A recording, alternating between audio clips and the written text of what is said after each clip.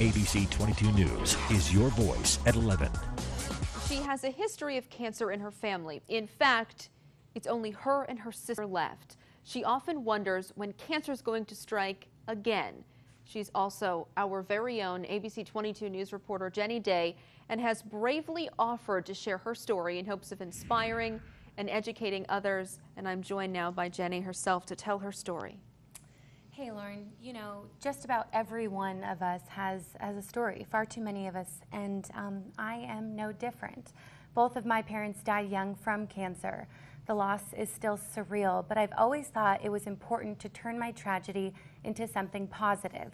Along this journey, I met some incredible people, and in the next few minutes, I truly hope that you learn something that you can apply to your own life. My mom was just had the biggest heart and like this contagious laugh.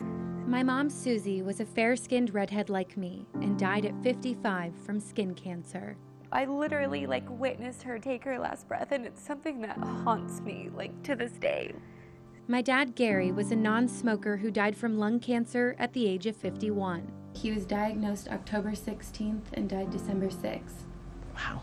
So because of my family history, I thought I was the perfect candidate for a test that can tell you whether or not you have the cancer gene.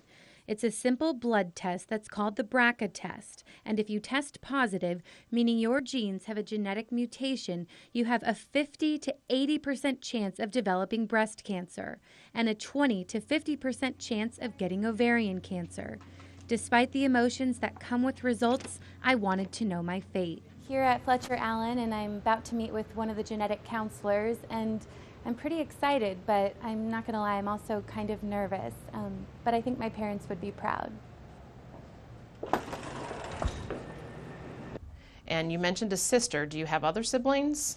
After collecting my complete family history and learning that my parents and other relatives didn't die from the same cancer, I was told that it's very unlikely I have a genetic predisposition to breast and ovarian cancer. My sister and I just always swear we're riddled with cancer, and when are we gonna, when's the next big ball gonna drop? So what if you know there's cancer in your family history? What makes you a candidate for a test like this? There's usually a history of breast cancer under the age of 50, ovarian cancer, men with breast cancer, many generations. I mean, the histories are pretty impressive. That was the case of Ellen Doobie. At 27, she was diagnosed with breast cancer. It felt like the world just dropped through my body and fell beneath my feet. It was just, I just couldn't believe what they were telling me. She got testing done to determine her options. Because of her positive BRCA test that shows she's at a higher risk of developing cancer, she underwent a double mastectomy. It could have been a different story if I had known sooner, if I had known about this genetic test. Doobie's test results also have her contemplating removing her ovaries to completely eliminate her risk of ovarian cancer. I'm not married yet. I don't have children, something I've always thought that I would want to do. People who have these gene mutations also have the option of taking a preventative oral form of chemotherapy.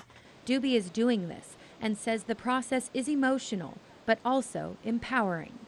If you aren't qualified for the test Doobie received, there are plenty of other preventative tests that can detect cancer early and give you a better chance to fight it. Pap smears regularly. When you turn 40, get your mammogram. When you turn 50, get your colonoscopy. So whether your story looks more like mine, My mom doesn't get to be, grandma. My dad doesn't get to walk me down the aisle. or looks more like Ellen's, we want to perhaps change your family's destiny by knowing what's out there. And if we save even just one life, it's worth it. Cancer strikes far too often. It is so time for a cure, and I'm hopeful. Jenny, one thing I admire so much about you is, when you do tell your story and when you did tell us, you say you do freely want to talk about it because it's shaped who you are. Tremendously. And you are helping so many people tonight.